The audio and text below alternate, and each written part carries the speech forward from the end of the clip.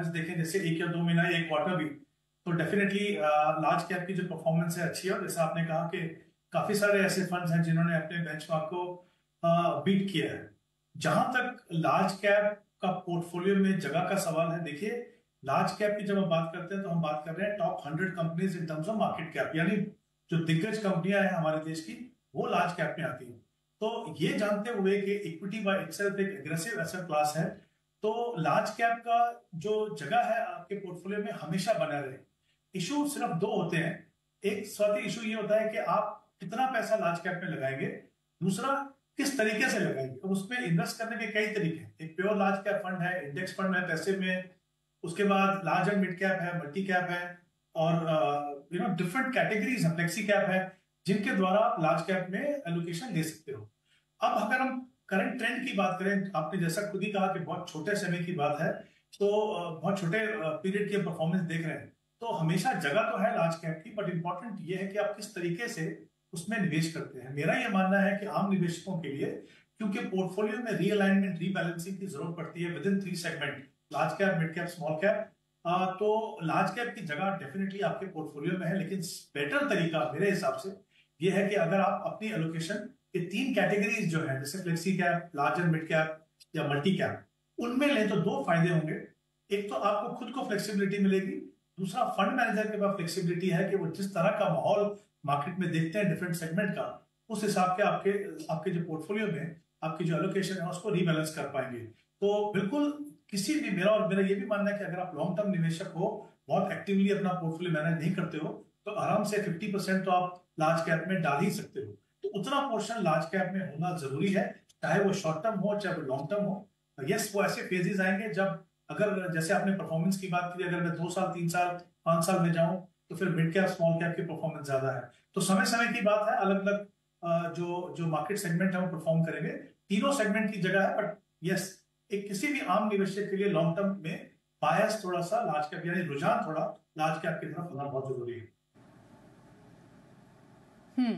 बिल्कुल। और विश्वजीत जी, हम एक ऐसे टाइम फ्रेम की अभी बात करें जब बाजार में वॉलेटिलिटी का दौर जारी है पिछले कई महीनों से, आपको लग रहा है कि एक पोर्टफोलियो में स्टेबिलिटी लाने के लिए लार्ज कैप का होना बेहद जरूरी है? क्योंकि एक तरीके से लोग लार्ज कैप को भूल ही गए थे।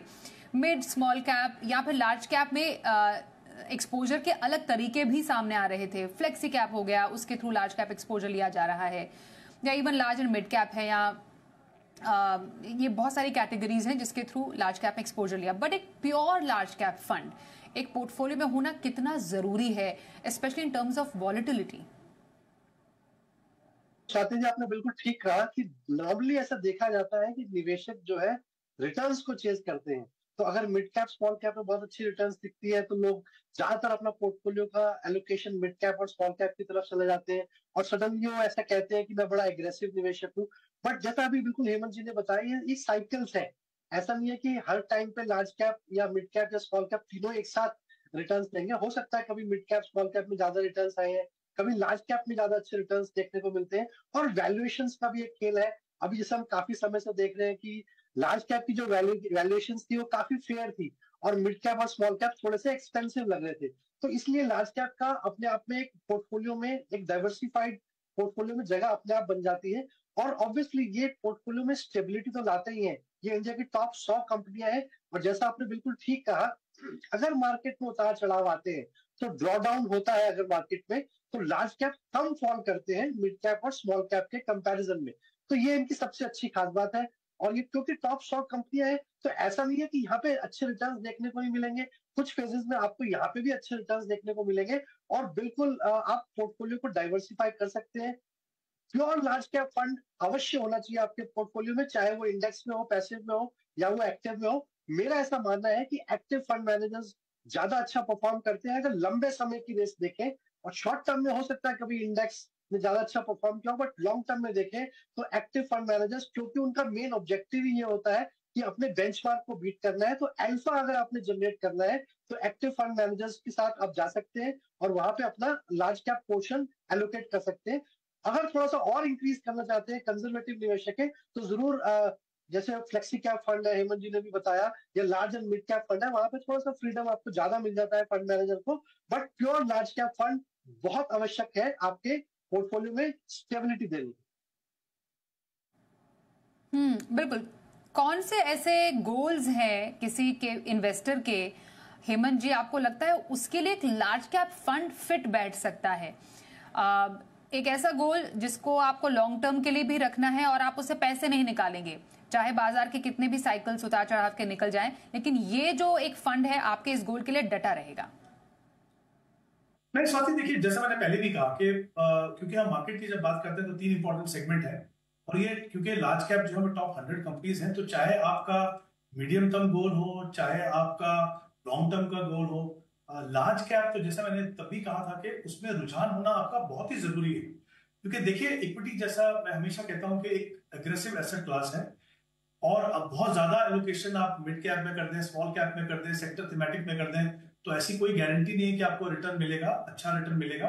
इनफैक्ट कभी ना कभी वो आपको इतना बेचैन कर सकता है कि आप कहीं ना कहीं ऐसा कोई डिसीजन ले बैठेंगे जिससे आपके लॉन्ग टर्म में फाइनेंशियल फ्यूचर के ऊपर फर्क पड़ता है। तो मेरा ये मानना है कि अगर आप मीडियम टर्म में भी किसी हाइब्रिड इक्विटी हाइब्रिड फंड में भी आप इन्वेस्ट करते हैं, अगर आप उनके पोर्टफोलियो का एनालिसिस करें, तो वहां पे आप देखेंगे कि ज्यादा जो बायस है, ज्यादा एलोकेशन जो है हमेशा लार्ज कैप पे रहेगा। तो आई थिंक अगर आप चाहते हो कि इक्विटी मार्केट की नेचर को समझते हुए, जहां पे वॉलेटिलिटी जो है बहुत ही नेचुरल फिनोमिनन है, अगर आप कुछ तरह की स्टेबिलिटी चाहते हो तो लार्ज कैप का होना बहुत ही जरूरी है।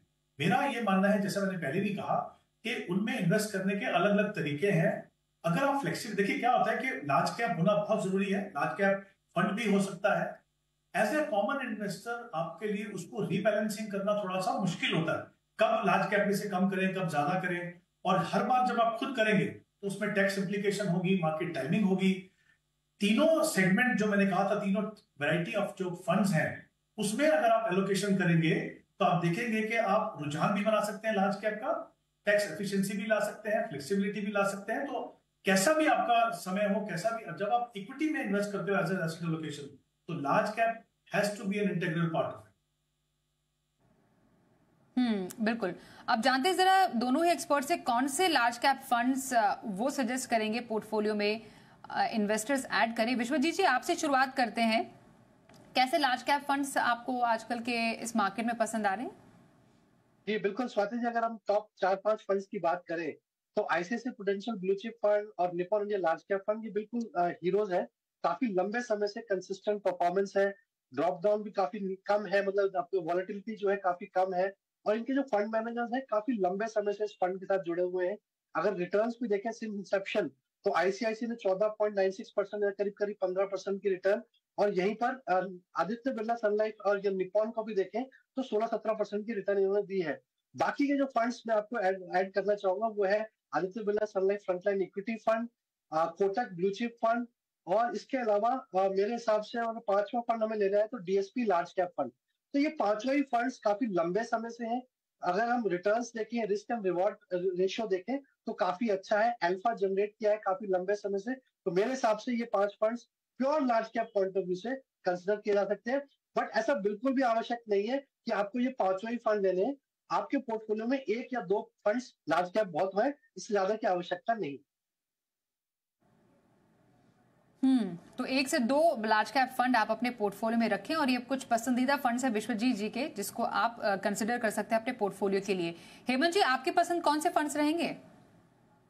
जिस बात आई थिंक जब हम लार्ज कैप की बात करते हैं तो 2-3 इंपॉर्टेंट फैक्टर मैं देखूंगा कौन से फंड में मुझे इन्वेस्ट करना है, कंसिस्टेंसी परफॉर्मेंस में कैसी है, क्वालिटी ऑफ पोर्टफोलियो कैसी है, और लेवल ऑफ डाइवर्सिफिकेशन कैसा है, both in terms of number of stocks और किस तरह के सेक्टर उसके अंदर है। तो आई थिंक अगर मैं प्रेजेंटली अगर मैं देखूं तो मुझे लगता है कुछ फंड जो मुझे बहुत अच्छे लगते हैं वो आईसीआईसीआई ब्लू चिप, बहुत लंबा ट्रैक रिकॉर्ड है उसका, निप्पॉन इंडिया लार्ज कैप, कुछ फंड्स रिपीट है जो आई थिंक विश्वजीत ने कहा उसमें से, कोटक ब्लू चिप बहुत अच्छा परफॉर्म करता आ रहा है, उसके बाद Invesco India large cap again I think एक बहुत ही बेहतरीन फंड है जिसकी पोर्टफोलियो कंपोजिशन काफी अच्छी है, और एचडीएफसी का लार्ज कैप फंड। ये 5 फंड है। But again I think important है कि आप किस पैरामीटर से देखते हैं और कितना एलोकेशन करेंगे, और ऑब्वियसली किसी भी निवेशक को 5 फंड की जरूरत नहीं है। अगर आप एक भी अच्छा फंड चुनते हैं जो कंसिस्टेंटली परफॉर्म कर रहा है, तो आई थिंक आपका जो पर्पस है वो पूरा होगा। ओके। तो ये कुछ फंड्स हैं हेमंत जी के पसंदीदा, निप्पॉन इंडिया का large cap, ICICI Pru blue chip, ये फंड आप ले सकते हैं। HDFC लार्ज कैप है, इन्वेस्को का लार्ज कैप है और कोटक ब्लू चिप फंड, ये कुछ फंड्स हैं जो आपके पोर्टफोलियो के लिए अच्छे साबित हो सकते हैं। आइए दर्शकों के सवाल जवाब का सिलसिला भी अब शुरू करते हैं और पहला सवाल हमारे पास अमित जी का आया है। इनका सवाल लेते हैं। विश्वजीत जी, आप इनका एक बार पोर्टफोलियो स्टडी कीजिएगा। ये NPS या UPS कौन सा विकल्प इनके लिए ज्यादा बेहतर है, इस पर राय लेना चाह रहे हैं। मौजूदा तौर पर तो NPS में ये पैसे डालते हैं। 50 साल की इनकी उम्र है। 36,000 का मंथली इन्वेस्टमेंट ये NPS में करते हैं। टोटल लगभग 54 लाख से ऊपर का इन्होंने रकम इकट्ठा कर ली है। अब निवेश कैसा रह सकता है, ये जानना चाह रहे हैं कि NPS सही रहेगा या आगे जाके UPS में ये इन्वेस्ट करें। क्या व्यू बन रहा है आपका विश्वजीत जी इनके सवाल पर? जी बिल्कुल स्वाति जी, देखिए ये बहुत ही पर्सनल क्वेश्चन है, क्योंकि इंसान को, एम्प्लॉय को अपना देखना होगा कि उसका रिस्क प्रोफाइल कैसा है, उसकी मार्केट नॉलेज कैसी है, या उनके गोल्स कैसे हैं।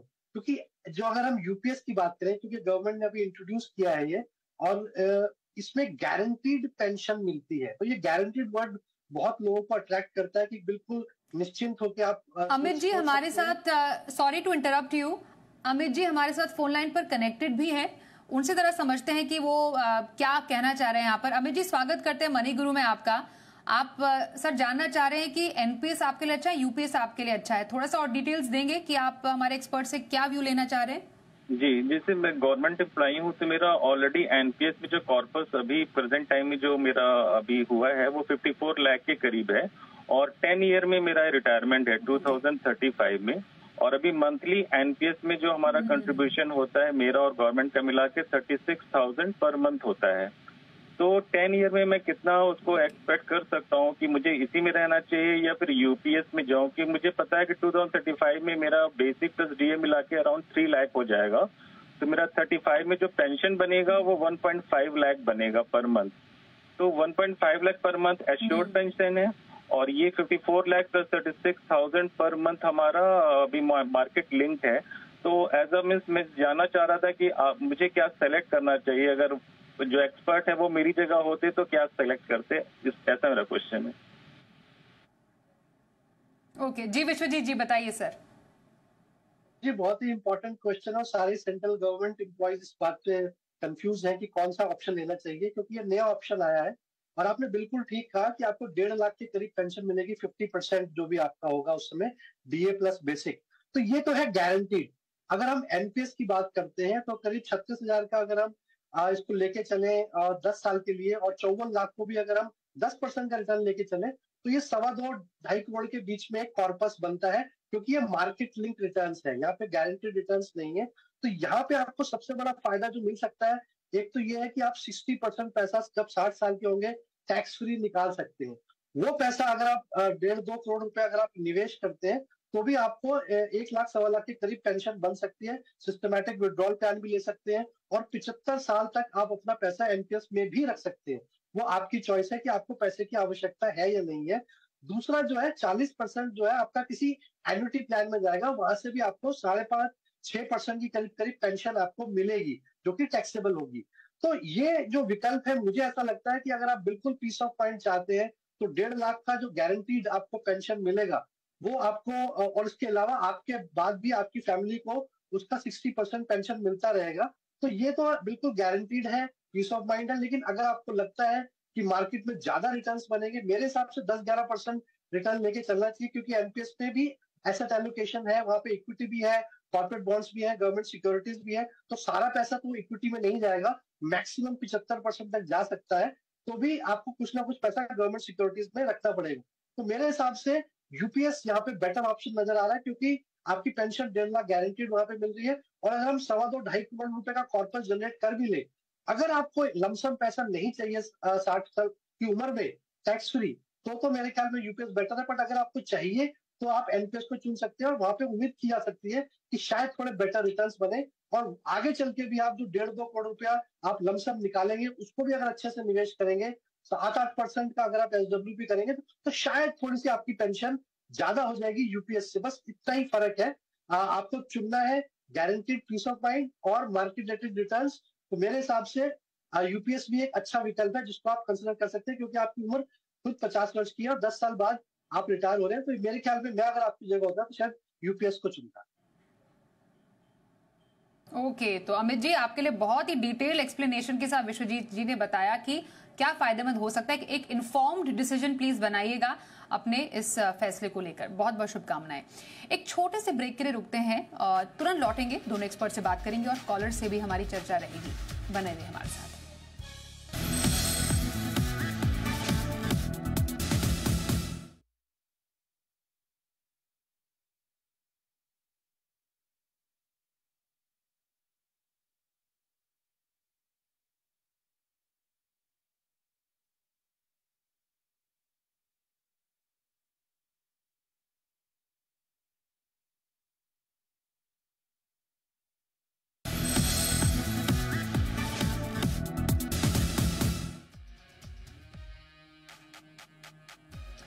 आइए अगले कॉलर हमारे साथ फोन लाइन पर शामिल हो चुके हैं और उनसे जानते हैं क्या है उनका सवाल। मोहित जी इस वक्त हमारे साथ है। मोहित चड्ढा, नमस्कार सर, क्या जानना चाहेंगे आप? नमस्कार मैडम, मैंने एक आपको पोर्टफोलियो भेजा हुआ है। मैं करंटली 11,000 की SIP रन कर रहा हूँ और मैंने म्यूचुअल फंड्स की लिस्ट आपको भेजी हुई है और मैं लॉन्ग टर्म इन्वेस्टर हूँ, अप्रोक्सीमेटली 15 to 20 ईयर। ओके, ये 15 to 20 इयर्स का जो आपका टारगेट सेट किया है, ये क्या रिटायरमेंट प्लानिंग है या कुछ और? हाँ मैम, कह सकते हो रिटायरमेंट प्लानिंग, वैसे वेल्थ क्रिएशन के पॉइंट ऑफ व्यू से किया है मैंने। ओके, वेल्थ क्रिएशन का आपका पर्पस है। हेमंत जी आप इनका पोर्टफोलियो जरा देखिए। फ्लेक्सी कैप है इनके पास, मल्टी कैप भी है। मोतीलाल ओसवाल के 3 फंड इन्होंने ले रखे हैं, एक इंटरनेशनल फंड भी है, एक थीमेटिक भी है, एक मिड कैप भी है। निपॉन के 2 फंड ले रखे हैं जिसमें एक पैसिव भी है, स्मॉल कैप भी, और SBI का कॉन्ट्रा भी है। कैसा लग रहा है फंड मिक्स इनका?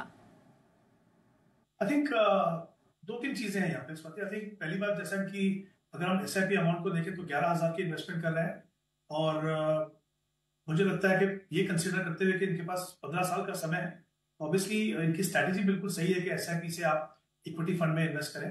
तो स्ट्रैटेजी पॉइंट ऑफ व्यू से बिल्कुल सही है। एक चीज मैं इनको कहना चाहूंगा, कोशिश करें कि जैसे जैसे आपकी इनकम बढ़े हर साल अपनी SIP को भी स्टेप अप करते रहें, क्योंकि उससे पावर ऑफ कंपाउंडिंग का बहुत ज्यादा आपको फायदा होता है और आपका जो कॉर्पस है कहीं ज्यादा बन सकता है। तो इससे पहले कि मैं फंड पे आऊं, तो मुझे लगता है कि अगर ये 15 साल तक अपना इन्वेस्टमेंट प्रोसेस कंटिन्यू करें, अगर हम 12% की रिटर्न मान के चले तो करीब करीब 65 लाख का कॉर्पस बनेगा। मैंने यहाँ पे जो इनका ऑलरेडी एक्यूमुलेटेड कॉर्पस है 1,90,000 का, उसको भी कंसिडर किया है। तो इतना कॉर्पस बनेगा, इससे ज्यादा बनाना है तो जैसा मैंने कहा कि बहुत अच्छा तरीका है, आप स्टेप अप कीजिए। अब इनके पास 11,000 के लिए 8 फंड है। ऑब्वियसली जैसा आपने कहा कि डिफरेंट कैटेगरीज के फंड है, थीमेटिक फंड भी है, तो मुझे लगता है कि 8 फंड की जरूरत है।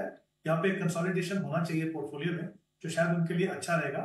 उनके फंड उनके पास अच्छे हैं, तो उन्हीं के जो एग्जिस्टिंग फंड है उन्हीं में हम कोशिश कर रहे हैं कि उनको थोड़ा सा रीअलाइन कर दें। जैसे फराग पर एक फ्लेक्सी कैप है, वहां पे आप 3,000 इन्वेस्ट कीजिए।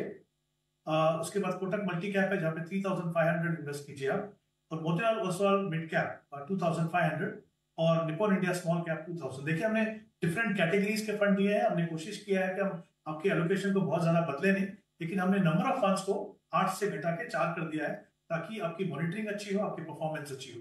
तो 11,000 4 फंड में लगाइए और जैसा मैंने कहा इंपॉर्टेंट है, कोशिश कीजिए अगर हो सके तो हर साल अपनी SIP को बढ़ाइए, आपका कॉर्पस कहीं ज्यादा बड़ा बन सके। ओके, तो ये देखिए आपके लिए सलाह मोहित जी दी है हेमंत जी ने। कुछ बदलाव करने की जरूरत है वहां और स्टेप अप भी करते रहे SIP में सालाना। ऑल द वेरी बेस्ट आपके टारगेट के लिए।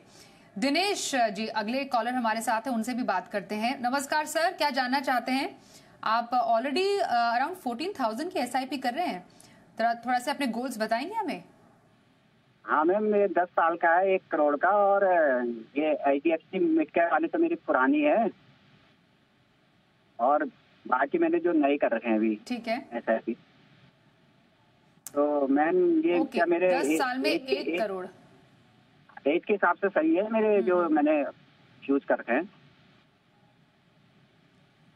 41 साल है आपकी उम्र। और विश्वजीत जी जरा इनका पोर्टफोलियो देखिए, ऑलरेडी लगभग 5,80,000 का पोर्टफोलियो तो उन्होंने बना के रखा है। 14,000 की SIP 10 साल में 1 करोड़ बना पाएंगे? जी बिल्कुल दिनेश जी, जो आपका पोर्टफोलियो है, अगर पहले उसको देखते हैं तो कहीं ना कहीं जिसका भी हम जिक्र भी कर रहे थे कि आपने बहुत सारे लार्ज कैप डिफरेंट फॉर्म्स में ले रखे हैं। आपके पास 2 लार्ज कैप फंड है और इसके अलावा एक फ्लेक्सी कैप फंड है, एक large and mid cap fund है। तो करीब करीब 60-70% जो एलोकेशन है वो लार्ज कैप की तरफ जा रहा है और मिड कैप स्मॉल कैप में बहुत कम एलोकेशन है। सिर्फ एचडीएफसी मिड कैप अपॉर्चुनिटीज में आपने 2,000 करा हुआ है और बंधन स्मॉल कैप में केवल 1,000 रुपए किया हुआ है। तो मेरे हिसाब से 2 लार्ज कैप फंड की आवश्यकता नहीं है, ओवरलैप है। जैसा मैं बोल भी रहा था कि सारे लार्ज कैप फंड्स की आवश्यकता नहीं है। तो आप यहाँ से एक लार्ज कैप फंड से निकल सकते हैं। मेरे ख्याल में कोटक म्यूचुअल फंड से निकल सकते हैं और ये जो 2,000 रुपए है ये आप बंधन स्मॉल कैप में ऐड कर दीजिए ताकि आपका डिफरेंट मार्केट कैप्स में एक्सपोजर जो है काफी इंक्रीज हो जाए। अगर आप 10 साल की बात कर रहे हैं तो थोड़ा कम अवधि है, आपका जो लक्ष्य थोड़ा सा एम्बिशियस है, आप 1 करोड़ रुपया बनाना चाहते हैं, केवल 14,000 रुपए की एसआईपी अभी कर रहे हैं। और जो आपका कॉर्पस अभी जुड़ा हुआ है 5,80,000, अगर हम 12% का सीएजीआर लेकर चले तो ये 10 साल बाद केवल करीब करीब 18 लाख रुपए बन जाता है। तो 1 करोड़ के लक्ष्य के लिए 14,000 रुपए की एसआईपी पर्याप्त नहीं है। आपको करीब करीब 35,000 रुपए की एसआईपी करनी पड़ेगी, तब जाके आप कहीं 1 करोड़ तक पहुंच पाएंगे। या तो आप स्टेप अप करें और अवधि को लंबा कर दें, 10 साल की जगह 15 साल करें तो शायद आपके लिए काफी आसान हो जाएगा। अन्यथा आपको अपनी एसआईपी काफी हद तक इंक्रीज करनी पड़ेगी क्योंकि 10 साल के पीरियड में 1 करोड़ का लक्ष्य एम्बिशियस है और अपनी एसआईपी की जो अमाउंट है वो काफी कम है। तो जितना हो सके उतना बढ़ाएं या फिर अवधि को लंबा करें और स्टेप अप अप्रोच फॉलो करें। हर साल अपना स्टेप अप बढ़ाते रहें ताकि आप जल्दी से जल्दी अपने गोल तक पहुंच पाए। बहुत बहुत शुभकामनाएं। बिल्कुल तो 35,000 की एसआईपी करनी पड़ेगी दिनेश जी। अगर उतनी अभी नहीं कर पा रहे हैं तो थोड़ा थोड़ा करके बढ़ाइए। थोड़ा सा अपना गोल अगर आगे शिफ्ट कर सकते हैं 10 से 12 या 13-15 साल तो आपके लिए थोड़ा आसान होगा एग्जिस्टिंग एसआईपी में, और उसको थोड़ा स्टेप अप करने की भी सलाह विश्वजीत जी आपको दे रहे हैं। बहुत शुभकामनाएं। प्रताप जी का सवाल लेते हैं, हमारे पास आया है। अपने बेटे के निवेश के लिए ये चाह रहे हैं कि राय दें। हेमंत जी आप प्लीज ये देखिएगा इस पोर्टफोलियो को। 26 साल के बेटे की उम्र है, 15 साल इन्वेस्टमेंट होराइजन है इनका। मौजूदा ऑलरेडी 45,000 के एसआईपी कर रहे हैं। 15 साल में 10 करोड़ का टारगेट है। फंड्स की फहरिस्त काफी लंबी चौड़ी है। क्वांट का स्मॉल कैप है, क्वांट का ही एक्टिव भी ले रखा है, वहीं क्वांट का मिड कैप भी है, कैनरा रुपए को ब्लू चिप भी है, आईसीआईसीआई अप्रूव इक्विटी डेट भी है, एचडीएफसी निफ्टी 50 इंडेक्स फंड भी है, इन्वेस्को इंडिया कॉन्ट्रा भी है और इन्वेस्को का ही इंडिया गोल्ड ईटीएफ भी ले रखा है और सिल्वर ईटीएफ भी एचडीएफ का है। तो लिए तो बहुत सारे फंड्स हैं अलग अलग कैटेगरीज के, लेकिन टारगेट को अचीव करने के लिए काफी है क्या? जी स्वाति, देखिए इनका जो टारगेट है 10 करोड़ है और ये 2 साल से इन्वेस्ट कर रहे हैं इनके आई थिंक जो बेटे हैं वो, और 15 साल का इनके पास और समय था। कुल मिला के मैंने 17 ईयर्स का टाइम होराइजन लेके चला हूँ। अगर हम 12% का एनुअलाइज रिटर्न मान के चलें तो करीब करीब 3 करोड़ का कॉर्पस बनेगा। ऑब्वियसली जितना वो बनाना चाहते हैं, जितना बनाएंगे उसमें काफी बड़ा गैप है। इसको पूरा करने के 2-3 तरीके हैं यहाँ पे। एक तो या तो अपना वो टाइम होराइजन, क्योंकि यहाँ पे अर्ली रिटायरमेंट की बात हो रही है तो इनके पास एक पॉसिबिलिटी है कि अपने टाइम होराइजन को बढ़ा सके। अगर ये 10 साल बढ़ाएं तो इतने ही रकम से अपना जो कॉर्पस है पूरा कर पाएंगे। दूसरा तरीका ये है कि उनको अपनी जो इन्वेस्टमेंट अमाउंट है उसको 3 गुना बढ़ाना होगा, क्योंकि अभी जो इनका जो बन रहा है कॉर्पस वो 3 करोड़ है, इनको 10 करोड़ चाहिए। तीसरा तरीका है कि अपनी एसआईपी को आप हर साल 20% से स्टेप अप कीजिए, तब जाके आप 10 करोड़ तक पहुंचेंगे। तो जहां तक लक्ष्य का सवाल है, ये 3 तरीके हैं वहां तक पहुंचने के लिए। पोर्टफोलियो में कुछ बदलाव की जरूरत है डेफिनेटली। कैटेगरी शायद सही है लेकिन फंड में थोड़ा जरूरत है। जैसे क्वांट स्मॉल कैप है, मुझे लगता है बंधन स्मॉल कैप एक बेटर ऑप्शन हो सकती है। मिड कैप में 2 फंड्स हैं इनके पास, क्वांट मिड कैप और मोतीलाल ओसवाल, दोनों में 5-5 हजार रुपए इन्वेस्ट कर रहे हैं। मोतीलाल ओसवाल मुझे लगता है एक बेटर फंड है, उसमें आप 7,500 इन्वेस्ट कीजिए और ये जो 2,500 जो यहाँ पे बचेगा, आपके पास जो मल्टी कैप फंड है जैसे क्वांट मल्टी कैप है, मुझे लगता है कोटक मल्टी कैप एक बेटर ऑप्शन है, तो वहां पे आप ऐड कीजिए। यानी कोटक मल्टी कैप में टोटल इन्वेस्टमेंट आपकी 7,500 होगी। फिर इनके पास है ICICI equity and debt fund. 15-17 साल के लिए जब आप इन्वेस्ट करते हो तो इक्विटी हाइब्रिड से बेटर ऑप्शन होगी आप एक लार्ज एंड मिड कैप, जो ICICI Pru large and mid cap है उसी म्यूचुअल फंड का, उसमें आप इन्वेस्ट कीजिए। उसके अलावा 2 फंड है इनके पास, एक गोल्ड फंड है, एक सिल्वर फंड है, दोनों में 5-5 हजार की इन्वेस्टमेंट कर रहे हैं। देखिए मेरा ये मानना है कि यहाँ पे पर्पस जो है वो वेल्थ क्रिएशन है। इक्विटी बेटर एसेट क्लास हो सकती है, लेकिन इन दोनों एसेट क्लासेस की भी जगह है यहाँ पे। तो मेरे हिसाब से अगर वो उसकी जगह में एक मल्टी एसेट एलोकेशन फंड ले लें, जैसे व्हाइट ओक का जो मल्टी एसेट फंड है वो ले, तो दोनों सेगमेंट इन दोनों एसेट क्लासेस में भी आपको एक्सपोजर मिलेगा और साथ में एक बेहतर रिटर्न भी आपको मिल सकता है। तो वो आप करिए, वहां पे आप 10,000 इन्वेस्ट कीजिए। और बाकी 2 फंड है उनमें आप बने रहिए। तो मुझे लगता है थोड़ा पोर्टफोलियो को रिवैम्प करें। अच्छी बात यह है इस वक्त इनके पास समय है, 15 साल का समय है, तो जितना जल्दी इसको पोर्टफोलियो को रिबैलेंस करेंगे उतना ज्यादा उनके लिए अच्छा रहेगा। ओके, तो ये है प्रताप जी आपके लिए राय, आपके पोर्टफोलियो पर कुछ बदलाव करें। बाकी बहुत बहुत शुभकामनाएं। बहुत धन्यवाद भी करेंगे हेमंत जी आपका, विश्वजीत जी आपका भी हमारे साथ आज के मनी गुरु में शामिल होने के लिए। ब्रेक का वक्त है, देखते रहिए जी बिजनेस।